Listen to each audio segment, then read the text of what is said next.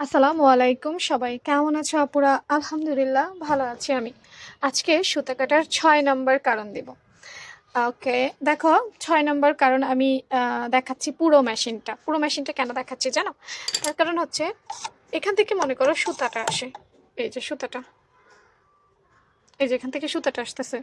সুতাটা আস্তে, আস্তে, আস্তে, আস্তে সুতাটা এখানে আসছে, তারপর এখানে আসছে, তারপর এখানে আসছে, তারপর এখানে আসছে, তারপর এখানে আসছে, তারপর এখানে আসছে, তারপর এখানে আসছে, এখানে আসছে, তারপর এখানে আসছে, তারপর এখানে আসছে, তারপর এখানে আসছে, তারপর এখানে আসছে, তারপর এখানে আসছে। দেখছো?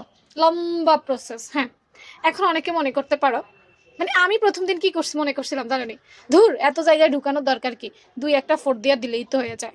যেটা আমি ভুল করছিলাম, এবং আমার বারবার শুধু সুতা কেটে যাচ্ছে আর সুতা কেটে যাচ্ছে, খুঁজেই পাচ্ছিলাম কারণটা কি। তারপর ইউটিউব দেখলাম।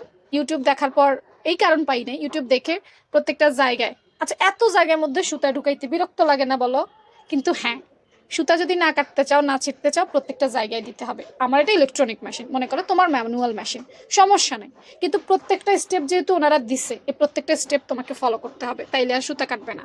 ওই আমিও প্রথম দিন এই ভুলটা করছিলাম, যার কারণে আমার এই সমস্যাটা হয়েছে। তো এই লং প্রসেস যা যা আছে সব জায়গায় সুতা ঢুকাইতে হইব, একদম সব জায়গায়, তাইলে তোমার আর সুতা কাটবে না।